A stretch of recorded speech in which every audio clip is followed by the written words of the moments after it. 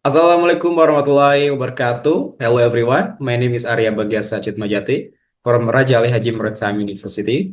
Today I will present our study on tidal flood hazard potential level in Tanjungpinang City. So in this slide, I show the background of the study. As we know, global sea level rise is getting faster from 1.4 to 3.6 millimeters per year.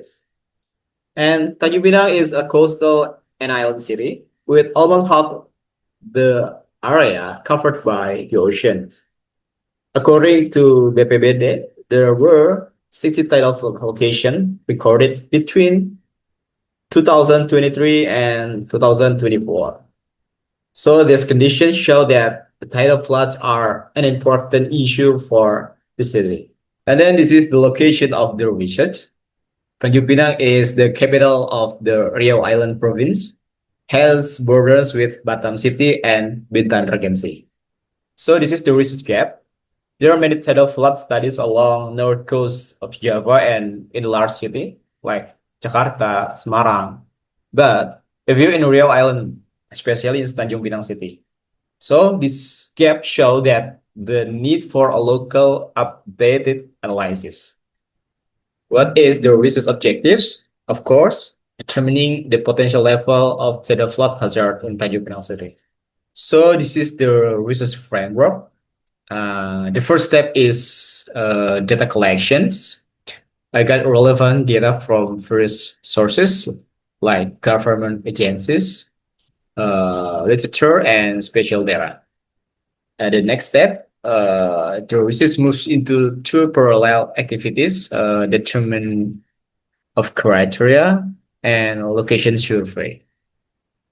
So after that, I proceed to discussion with the experts like academics and practitioners.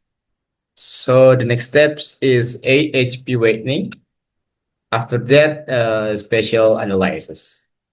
And the result, the final output is a map and classification of tidal flood hazard level. This is the method. In this study, we use a scoring technique.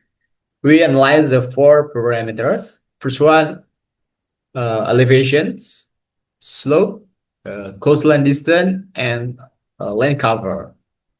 The weight for each parameter are calculated using the AHP method. Here we show the AHP result. The CR value we can see is 0.065, which means the expert judgment is consistent. Yeah. And below than 0.10. So the weight can be used for the final calculation of hazard levels. We can see on the right side, the coastal distance parameter has the highest weight, 0.552, and land cover parameter has the lowest weight, 0.047. So we combine all weighted parameters to produce the final tidal flood hazard level. On the right side, you can see there are five category: very high, high, moderate, low, and very low. So this is the result.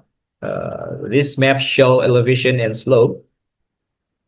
We can see from the map, it shows that the green color, okay, green color means low elevation and low slope, okay. And also from the map, it shows that the red color, yeah, red color means high elevation and high slope. The next map, we can see the coastline map, okay. On the right side, the land cover map. We can see a coastline map. The yellow color means distance of 100 meter from coastline, and the blue color means a distance of 1,000 meter from the coastline. You can see the land cover. There are the type of land cover. Blue color means water body, green forest, red is settlement, and so on. So this is the final result of the research. We can see on the map, the red means a very high potential hazard, and the dark green, I mean, very low potential hazard. Okay, we can move into the table. This is the tidal fault hazard potential level by sub-district. There are 4 sub-districts.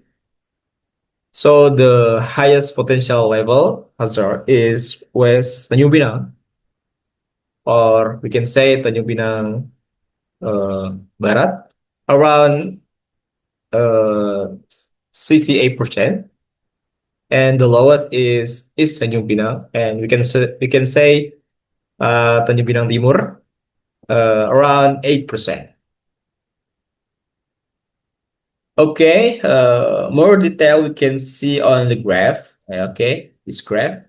West Tanjungpinang is the highest. Okay, and the lowest is Tanjung Pinang, around 8%. West Tanjung Pinang is the highest. The highest percentage indicates that this area requires special attention in mitigation and also special planning. So this is the conclusion from our research. We know that the high hazard zones are near the coastline, on low slopes and low elevations. West Tanjung Pinang subdistrict has the highest potential hazard level. Okay, its Tanjung Pinang subdistrict is relatively safe due to its higher elevations. So what the implications? Okay, the hazard maps can assist in mitigation planning, like hazard map-based spatial planning, determining safe settlement zones, and long-term adaptation to SLR or sea level rise. And then I will inform the limitation of the research. The parameters used in the study were limited, not including rainfall or soil type. This was because limited data sources. And then socioeconomic adaptive capacity was not assessed. And also for the future research, we will conduct on tidal flood modeling and also socioeconomic adaptive capacity. Okay, this is the end of my presentation. Thank you for your attention. Wassalamualaikum warahmatullahi wabarakatuh.